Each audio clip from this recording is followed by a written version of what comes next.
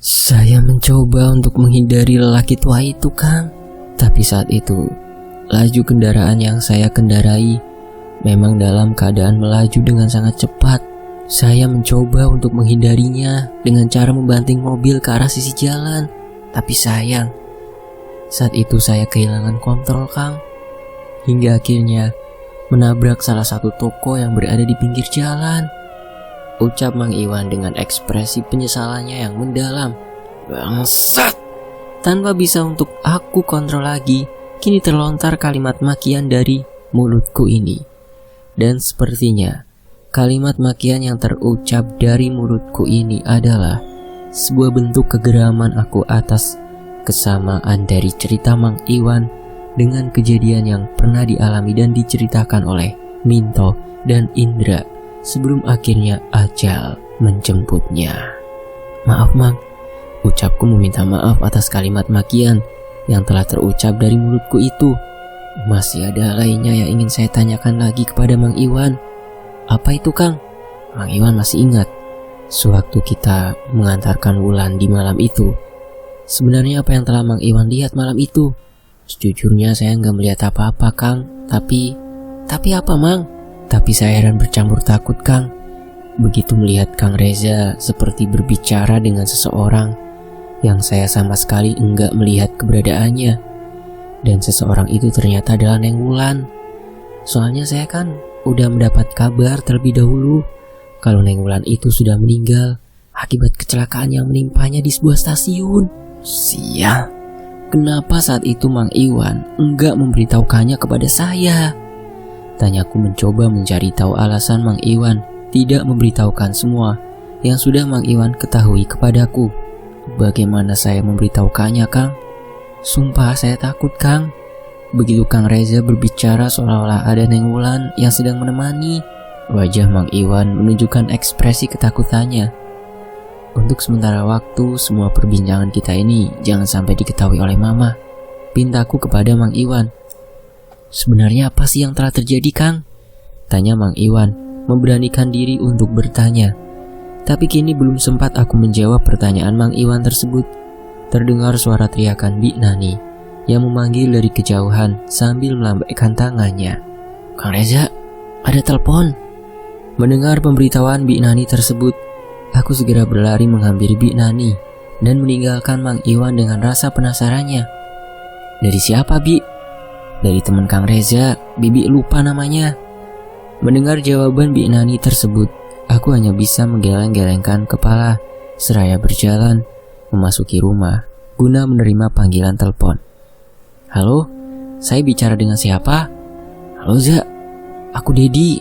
Jangan bilang kamu udah lupa sama aku deh, jawab Dedi diiringi dengan suara tawanya. Za, kalau kamu gak sibuk, nanti sore aku mampir ke rumah kamu ya. Kebetulan besok aku lagi gak ada kerjaan. Oh boleh Det, kalau perlu sekalian aja kamu nginep di rumahku, ucapku memberikan penawaran kepada Dedi. Aku berpikir dengan kehadiran Dedi di rumahku ini, sedikitnya akan mampu mengurangi rasa sepi di rumah ini. Oke lah kalau gitu Za, sampai bertemu nanti sore. Terdengar suara Dedi mengakhiri pembicaraannya. Dan kini belum sempat aku melangkah keluar dari dalam rumah. Langkah kakiku ini kini terhenti sejenak begitu merasakan adanya hembusan angin dingin yang menerpa tengkukku ini. Dan sungguh, apa yang tengah aku rasakan saat ini kini seperti mengembalikan ingatanku akan hembusan angin dingin yang aku rasakan di mes tua itu. Ini pasti hanya perasaanku saja. Yang namanya angin kan bisa saja berhembus di mana saja. Sangkalku seraya mencoba untuk mengenyahkan pikiran negatif yang menghinggapi pemikiranku saat ini. Untuk sesaat lamanya, aku kini terdiam dengan pandangan menatap ke arah beberapa sudut ruangan di dalam rumah yang berselimuti oleh kesunyian. Kang Reza, aduh Bi, ngagetin aja sih, ada apa Bi? Maaf Kang kalau Bibi ngagetin, tapi ada yang ingin Bibi beritahukan kepada Kang Reza. Bibi ingin memberitahukan apa? Begini Kang, sudah beberapa malam ini Bibi seperti mengalami kejadian aneh. Kejadian aneh? Iya Kang, kejadian aneh. Setiap tengah malam, Bibi seperti merasa ada seseorang yang mengetuk pintu kamar Bibi. Tapi setelah Bibi membuka pintu kamar, Bibi sama sekali gak menemukan orang yang mengetuk pintu kamar Bibi. Mungkin Bibi hanya salah dengar kali. Ucapku mencoba untuk menyalurkan pemikiran positif kepada Bi Nani. Tapi Kang, di setiap waktu terjadinya ketukan itu, Bibi selalu mencium bau yang gak enak, seperti bau bangkai hewan, ujar Bi Nani yang berbalas dengan keterkejutanku. Di mana Bibi mencium bau bangkai itu? Pada awalnya Bibi berpikir bau bangkai itu hanya tercium di sekitar kamar Bibi aja. Tapi setelah Bibi telusuri, ternyata bau bangkai itu juga tercium dari semua ruangan yang ada di rumah ini. Dan yang lebih membuat Bibi merasa heran adalah kenapa semua bau enggak enak itu seperti lenyap di saat pagi mulai datang. Dan semuanya akan kembali berulang ketika Bibi kembali mendengar suara ketukan itu. Keterkejutan yang tergambar di wajahku ini kini tidak bisa lagi untuk aku sembunyikan. Sungguh keterangan yang Bi Nani berikan saat ini sangat mirip sekali dengan kejadian yang pernah aku alami di mes tua itu. Apa Bibi sudah memeriksa seluruh di rumah ini? Mungkin ada aja hewan mati di rumah ini dan bangkainya tersembunyi di tempat yang gak kita ketahui. Ucapku seraya berharap Bi Nani tidak menaruh kecurigaan atas ekspresi keterkejutan yang tergambar di wajahku ini. Udah Kang, Bibi yakin di rumah ini gak ada hewan mati. Coba periksa lagi Bi, siapa tahu. Beriak. Belum sempat aku melanjutkan perkataan, sebuah suara bantingan yang terdengar cukup keras terdengar dari lantai atas. Suara apa itu Bi? Tanyaku kepada Bi Nani, lalu bergegas melangkah ke lantai atas, diikuti oleh Bi Nani. Dan sesampainya aku dan Bi Nani di lantai atas, aku sama sekali tidak mendapati adanya hal yang mencurigakan atas suara bantingan yang telah terdengar tadi. Hingga akhirnya, di saat kini aku tidak mendapati sesuatu yang mungkin menjadi penyebab dari suara bantingan tersebut, aku memutuskan untuk menuju kamar yang biasa dipergunakan jika ada tamu yang menginap di rumah ini. Dan kembali lagi, di saat aku memasuki kamar tersebut, aku sama sekali tidak menemukan adanya benda yang terjatuh yang mungkin menjadi penyebab terdengarnya suara bantingan itu. Bibi pasti tadi dengar juga kan suara bantingan itu? Tanyaku begitu telah keluar dari dalam kamar. Terlihat Bi Nani menganggukkan kepalanya guna merespon pertanyaanku tadi.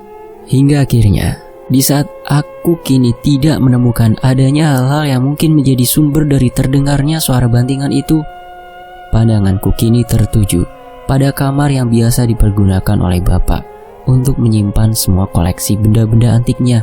Apa mungkin suara itu berasal dari dalam kamar itu? Tanyaku dalam hati seraya berjalan menuju ke arah kamar. Dan kini di antara perasaan ragu yang entah mengapa mulai muncul di hatiku ini, aku segera menyentuh gagang pintu untuk membukanya. Kang, ucap Bi Nani yang sepertinya kini mulai terpengaruh oleh keraguanku dalam membuka pintu kamar. Hingga akhirnya, di antara pemikiran positif yang mulai aku sebarkan guna melenyapkan keraguanku itu, dari jemari tanganku mulai memutar gagang pintu kamar, lalu mendorong daun pintu tersebut secara perlahan. Astaga, apa yang telah terjadi Bi? Kok semuanya bisa berantakan seperti ini? Tanyaku begitu telah membuka pintu kamar dan mendapati keberadaan benda-benda antik koleksi Bapak yang berserakan di lantai. Bibi juga bingung Kang, kok bisa seperti ini ya? Jawab Bi Nani di antara kebingunganku di dalam menyikapi peristiwa yang sangat tidak masuk akal ini. Karena bagaimana mungkin benda-benda antik koleksi Bapak ini bisa berserakan di lantai, sedangkan rak tempat penyimpanan benda-benda antik tersebut masih berdiri dengan sempurna. Untuk sesaat lamanya, kini pandanganku mengamati setiap sudut ruangan yang ada di dalam kamar. Karena sejujurnya, baru kali ini selama aku tinggal di rumahku ini, aku memasuki kamar yang telah dijadikan tempat oleh Bapak dalam menyimpan koleksi benda-benda antiknya. Hingga akhirnya, tatapan mataku tertuju pada sebuah wadah yang terletak di sudut ruangan. Apa itu Bi? Tanyaku begitu melihat keberadaan sebuah wadah yang diletakkan di salah satu sudut ruangan. Dan kini, belum sempat Bik Nani menjawab pertanyaanku itu, aku segera menghampiri wadah tersebut, lalu mengangkatnya. Dan di saat inilah aku melihat keberadaan dari beberapa kelopak bunga yang sudah layu, serta semangkuk cairan yang tercium sangat wangi, mengisi wadah tersebut. Apakah ini sesajen, Bi? Tanyaku kembali kepada Bik Nani. Dan untuk pertanyaanku kali ini, ingatanku kembali teringat akan keberadaan dari sesajen yang telah disajikan oleh Mas Dikin, Indra, dan Minto di mes tua. Bibi nggak tahu, Kang. Tapi setahu Bibi, benda itu selalu digunakan oleh Bapak untuk memandikan koleksi benda-benda antiknya itu, jawab Bik Nani, seraya memunguti benda-benda antik yang berserakan di lantai, lalu meletakkannya kembali pada rak penyimpanan. Memandikan? Ucapku dengan setengah berpikir akan arti kata memandikan. Sungguh aneh bagiku untuk memaknai arti dari kata memandikan dari koleksi benda-benda antik milik Bapak tersebut. Tapi, jika arti kata dari memandikan itu adalah memberikan perawatan dan menghilangkan bau yang kurang sedap dari benda-benda tua koleksi Bapak, rasanya pemikiran sehatku ini masih bisa menerimanya. Udahlah, Bi. Sebaiknya sekarang Bibi ambil sapu dan membersihkan ruangan ini. Sepertinya ruangan ini semenjak kepergian Bapak sudah nggak lagi dibersihkan, pintaku kepada Bik Nani. Terlihat Bik Nani keluar dari dalam kamar, lalu kembali lagi dengan membawa sebuah sapu di tangannya. Kang Reza di luar aja, biar Bibi bersihkan dulu ruangan kamar ini. Dengan tersenyum Bik Nani terlihat mulai membersihkan lantai ruangan kamar. Ya udah kalau gitu, Bi, saya ke bawah dulu ya. Kasihan Mang Iwan, udah terlalu lama menunggu, ucapku seraya berjalan keluar dari dalam kamar. Tapi baru saja kini aku berjalan beberapa langkah meninggalkan kamar, tiba-tiba saja terdengar suara bantingan yang berasal dari pintu kamar, tempat penyimpanan koleksi benda antik milik Bapak. Dan begitu mendapati hal tersebut, aku segera menolehkan pandangan ini ke arah kamar dan mendapati keberadaan pintu kamar yang telah tertutup. Duh, kok pintunya ditutup, Bi? Tegurku masih dalam pemikiran bahwa menutupnya pintu kamar tersebut adalah perbuatan dari Bik Nani. Kang Reza, tolong Bibi, tolong bukain pintunya, teriak Bik Nani dari dalam kamar dengan nada suaranya yang panik. Dan kini diantara kebingunganku untuk melakukan tindakan apa guna merespon teriakan Bik Nani tersebut, sepertinya Bik Nani kini telah memukulkan tangannya pada daun pintu secara berulang-ulang kali. Mendapati hal tersebut, kini tanpa berpikir panjang lagi, aku segera bergegas menuju ke arah pintu kamar, lalu berusaha untuk membuka pintu kamar tersebut. Kenapa dikunci, Bi? Cepat buka pintunya. Bibi nggak menguncinya, Kang. Tiba-tiba pintu ini tertutup sendiri. Tolong keluarin Bibi dari sini, Kang. Bibi takut, teriak Bik Nani di antara suara isak tangisnya yang kini mulai terdengar. Dan kini di antara upaya kerasku dalam membuka pintu kamar tersebut, entah mengapa, firasatku mengatakan bahwa ada sesuatu yang telah membuat pintu kamar ini terasa sulit untuk dibuka. Dan bisa saja hal tersebut disebabkan oleh keberadaan dari rumah kunci yang mengalami kerusakan. Brengsek, kenapa jadi susah begini sih? Makiku begitu mendapati kenyataan bahwa pintu kamar masih belum bisa juga untuk terbuka. Dan kini di antara rasa keberputusasaanku yang merasa bahwa pintu kamar ini tidak akan bisa terbuka dengan cara normal, tiba-tiba saja aku mendengar suara teguran yang sebenarnya suara teguran tersebut sangatlah tidak aku harapkan keberadaannya saat ini. Ada apa, Zak? Terlihat Mama tengah berdiri dan memandangku dengan rasa heran. Enggak ada apa-apa, Mah. Jawabku mencoba untuk berbohong. Tapi suara Bik Nani yang terdengar semakin panik di dalam kamar kini telah membongkar kebohonganku tersebut. Enggak ada apa-apanya gimana, Zak? Cepat buka pintunya. Kasihan Bik Nani, teriak Mama seraya mencoba untuk membantuku dalam membuka pintu kamar. Tapi seiring dengan kegagalan yang kami terima dalam membuka pintu kamar, kembali terdengar suara teriakan Bik Nani dari dalam kamar. Dan untuk kali ini, seiring dengan terdengar suara teriakan Bik Nani tersebut, aku juga mendengar suara dari benda-benda yang sepertinya kembali berjatuhan di lantai kamar. "Bu, tolong keluarin saya, Bu, tolong!" Selepas dari teriakan Bik Nani tersebut, aku merasakan suara Bik Nani terdengar semakin melemah. Hingga akhirnya, seiring dengan terdengarnya kembali suara teriakan Bik Nani yang terdengar secara samar, suara teriakan tersebut kini perlahan mulai menghilang dan berganti dengan keheningan. Bingung? Ya, itulah kata yang tepat untuk menggambarkan suasana hatiku saat ini. Di saatku kini tidak mendengar lagi suara teriakan Bik Nani dari dalam kamar.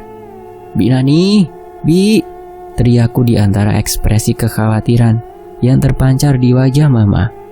Sepertinya Mama kini mulai merasa khawatir atas sesuatu yang buruk telah terjadi dan menimpa Bik Nani. "Cepat kamu minta bantuan Mang Iwan, Za," perintah Mama, dan berbalas dengan pergerakanku yang segera berlari menuruni anak tangga. Dan kini begitu melihat kehadiranku di teras depan dengan menunjukkan wajah yang panik, Mang Iwan sepertinya sudah bisa menduga bahwa telah terjadi sesuatu yang kurang baik di dalam rumah. "Ada apa, Kang? Bantu saya, Mang. Bik Nani terkunci di dalam kamar." "Hah? Terkunci di dalam kamar, Kang?"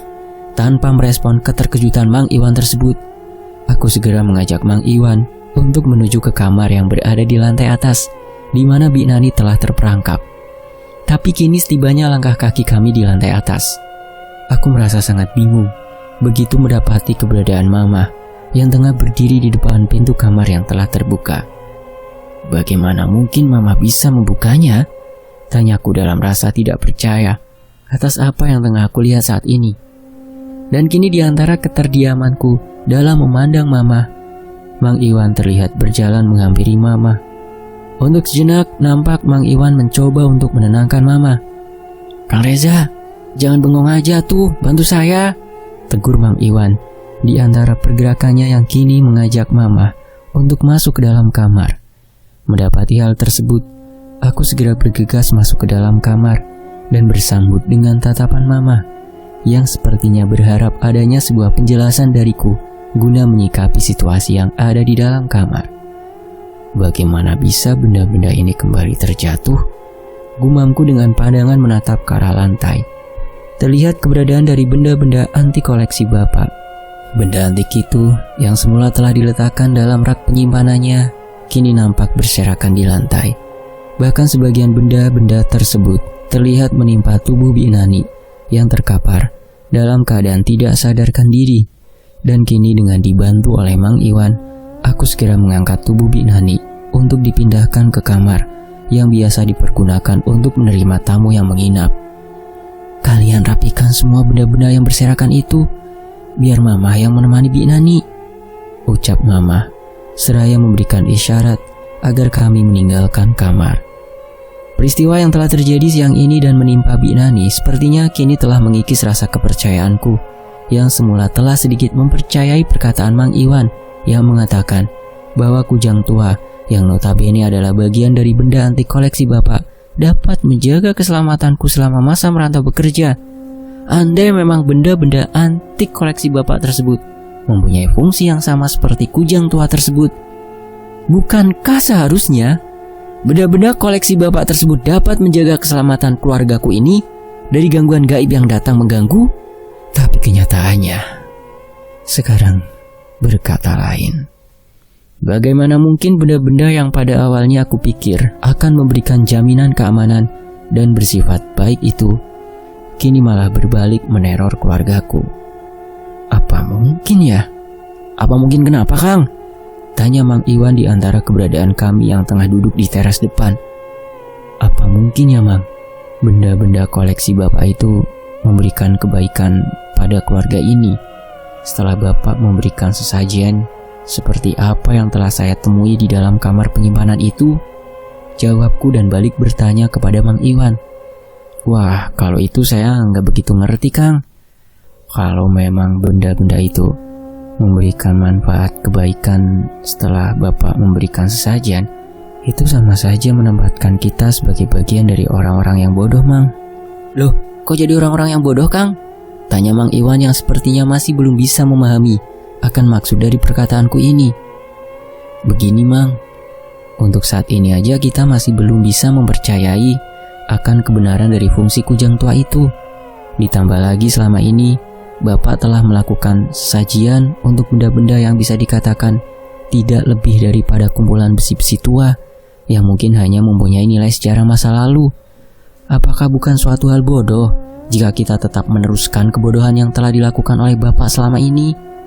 Dan jika ada waktu, saya pasti akan menyingkirkan benda-benda itu dari rumah ini. Kang Reza, gak baik Kang berbicara seperti itu, ucap Mang Iwan dalam ekspresi ketidaknyamanannya. Sebaiknya Mang Iwan nggak usah pulang hari ini. Firasat saya dalam beberapa hari belakangan ini sedang gak enak, Mang. Dan saya rasanya semuanya itu karena pengaruh dari berbagai macam omongan yang selalu menghubungkan kejadian buruk yang saya alami dengan berbagai macam pemikiran klinik. Sumpah Mang, saya sudah muak dengan semua omong kosong itu, ucapku di antara hari yang mulai beranjak semakin sore. Kang Reza, sebaiknya Kang Reza jujur. Apa sebenarnya yang telah terjadi, Kang? Tanya Mang Iwan sambil menepuk nyamuk yang menggigit lengannya. Sesekali tatapan matanya terlihat menatap langit yang mulai meredupkan cahaya terangnya. Sepertinya sudah hampir maghrib, Mang, ucapku mencoba mengalihkan pertanyaan Mang Iwan. Kang Reza, tolong jawab pertanyaan saya itu, Kang. Seakan sudah mengerti akan strategiku yang tengah mengalihkan topik pembicaraan ini, Mang Iwan kembali meminta jawaban jujur atas pertanyaan tersebut. Dan kini setelah terdiam beberapa saat dalam keraguan, akhirnya aku mulai menceritakan kepada Mang Iwan tentang berbagai macam kejadian aneh yang aku alami selama tinggal di mes. Hingga akhirnya di saat ceritaku mulai mencapai pada bagian di mana aku telah melakukan sebuah ritual gaib, terlihat wajah Mang Iwan menampakkan keterkejutannya. Astaga Kang, karena rasa penasaran, Kang teh nekat melakukan ritual itu. Apakah Kang Reza sekarang udah percaya kalau yang goib itu memang ada? Mang Iwan jangan salah tangkap, Mang. Saya bukannya gak percaya, tapi sejujurnya saya hanya menguji sebuah kebenaran, jawabku sambil menyulutkan sebatang rokok, lalu menghembuskan asapnya ke udara. Maksud Kang Reza? Mang, terkadang kita terlalu melebih-lebihkan sesuatu yang bersifat gaib, bahkan cenderung beranggapan bahwa kejadian-kejadian yang tidak bisa dijelaskan secara akal sehat adalah ulah dari sesuatu yang berhubungan dengan alam gaib. Dan karena hal itulah saya berusaha membuktikan bahwa sesuatu yang gaib itu memang ada. Tapi tidak semua kejadian-kejadian aneh yang terjadi di dunia ini terhubung dengan hal-hal yang bersifat klinik seperti itu. Tapi akhirnya Kang Reza terjebak dalam sebuah situasi yang Kang Reza sendiri gak ngerti akan apa yang sedang Kang Reza hadapi, ucap Mang Iwan dan berbalas dengan keterdiamanku. Apakah Kang Reza sekarang udah merasa yakin akan keberadaan tumbal dari ritual gaib yang Kang Reza lakukan itu? Saya hanya meyakini bahwa saya telah terlibat dalam sebuah ritual yang menempatkan saya dalam posisi terjebak untuk meyakini itu semua. Tapi semua kejadian yang telah merenggut orang-orang yang Kang Reza sayang itu terjadi setelah Kang Reza melakukan proses ritual itu, Kang, ucap Mang Iwan mencoba untuk berargumen. Mang, setiap kematian adalah hak prerogatif Tuhan, Mang. Dia yang menentukan semuanya. Dan saya merasa gak yakin akan keberadaan tumbal dari ritual gaib yang telah saya lakukan itu, Mang. Perbincangan kami kini terhenti sejenak begitu melihat kehadiran Mama yang berjalan menghampiri keberadaan kami. Za, bagaimana keadaan Binani, Mah? Tanyaku memotong perkataan Mama. Sudah baik kan? Sekarang sedang istirahat di kamarnya. Kamu ini ya, main motong-motong Mama aja. Za, coba besok kamu jemput kawan Mama yang akan datang dari Sukabumi di stasiun. Kawan Mama? Siapa, Mah? Om Wisnu beserta keluarga. Sepertinya sudah hampir maghrib. Sebaiknya kalian bersiap untuk sholat, ucap Mama mengakhiri perkataannya, lalu berlalu pergi. Kang, mengenai beberapa sketsa wajah yang Akang lihat sewaktu Akang melakukan proses ritual itu, salah satunya Akang seperti melihat keberadaan dari gambaran yang menyerupai bayi. Apakah mungkin ya Kang, gambaran bayi itu ada hubungannya dengan tamu Mama Kang Reza yang akan datang besok? Maksud Mang Iwan apa? Tanyaku yang merasa tidak mengerti akan maksud dari perkataan Mang Iwan tersebut. Loh, Kang Reza memangnya belum tahu? Belum tahu apa sih, Mang? Saya pernah mencuri dengar tentang sosok Om Wisnu itu dan tentang rencana Bapak dan Ibu Kang Reza yang akan menjodohkan serta menikahkan Kang Reza dalam waktu yang tidak terlalu lama lagi. Ah, yang bener, Mang. Ini benar-benar edan, ucapku dengan nada meninggi. Maaf Kang, saya hanya menduga aja. Kang Reza jangan marah. Terlihat ekspresi ketakutan di wajah Mang Iwan begitu mendapati reaksiku atas informasi yang telah terucap dari mulut Mang Iwan. Waduh Mang, saya nggak marah dengan Mang Iwan. Saya hanya kaget aja. Lagi pula mengenai perkataan Mang Iwan yang menghubungkan penglihatan saya atas keberadaan gambaran bayi dalam ritual yang saya lakukan itu dengan rencana Bapak dan Mama yang menikahkan saya dengan anaknya Om Wisnu. Saya hanya menganggap omongan Mang Iwan itu hanyalah sebuah dugaan yang gak mempunyai dasar, atau lebih tepatnya sebuah omong kosong belaka, ucapku dengan tersenyum. Kang, ada satu hal lagi yang ingin saya tanyakan kepada Kang Reza. Apa Mang? Apakah Kang Reza sudah mendapatkan hasil dari semua ritual yang Kang Reza lakukan itu? Tanya Mang Iwan yang berbalas dengan senyumanku. Kok jadi malah tersenyum Kang? Andai kedepannya masih banyak kejadian-kejadian aneh yang akan terus terjadi dan mungkin membahayakan Kang Reza serta orang-orang di sekeliling Kang Reza, apakah Kang Reza akan tetap bermain-main dengan argumen Kang Reza?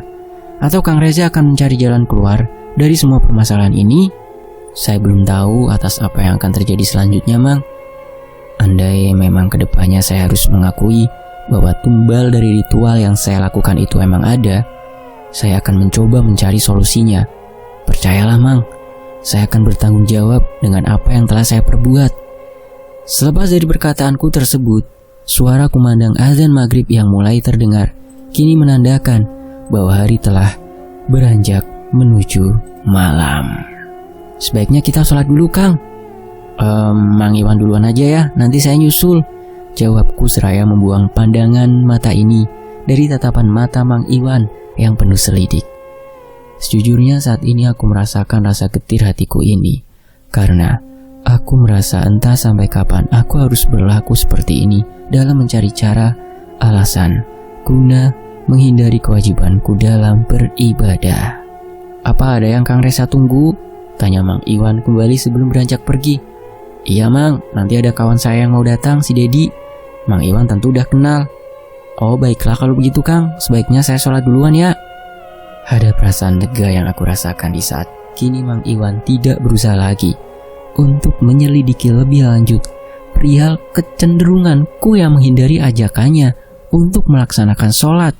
Dan kini setelah kepergian Mang Iwan yang telah memasuki rumah, hampir cukup lama juga aku menanti kedatangan Dedi yang akan menginap di rumahku ini.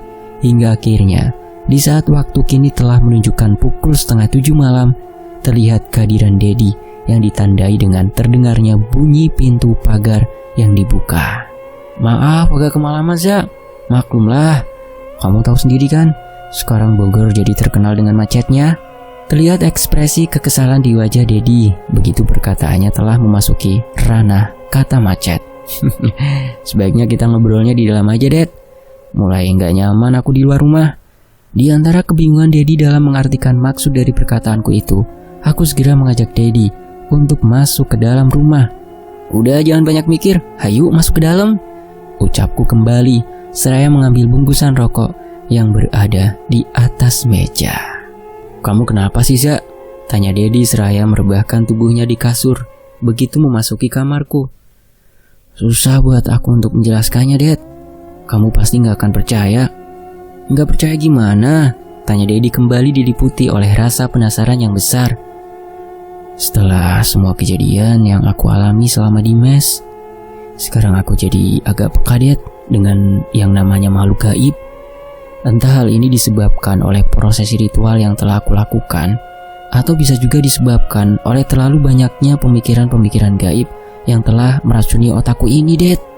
Jadi, maksud kamu kepekaan yang kamu rasakan saat ini bukan semata-mata akibat dari ritual gaib yang telah kamu lakukan. Bisa jadi semuanya itu disebabkan oleh halusinasi kamu akibat terlalu banyak pemikiran-pemikiran gaib yang meracuni otak kamu itu, Za. Tepat seperti itu, Det. andai aku mengatakan bahwa kepekaanku ini adalah hasil dari ritual gaib yang telah aku lakukan, lantas bagaimana caraku untuk membuktikannya? Jadi dengan kata lain, untuk saat ini, aku lebih memilih untuk menarik kesimpulan bahwa yang aku alami ini adalah efek dari pemikiran gaib yang telah menghadirkan halusinasi dalam bentuk penampakan-penampakan yang tidak masuk akal. Ya, terserah kamu aja deh, Za. Tapi yang pasti pemikiran kamu itu bagiku terasa ngeri-ngeri sedap. Ngeri-ngeri sedap gimana, Det? Iya, ngeri-ngeri sedap, Za. Udahlah, Za, nggak usah kita bahas lagi. Oh ya, Za, mama kamu udah tahu mengenai kejadian-kejadian aneh selama kamu tinggal di mes itu? Bersambung. Nantikan kelanjutannya hanya di Fakta Sejarah. Masih ngeyel aja nih, Reza.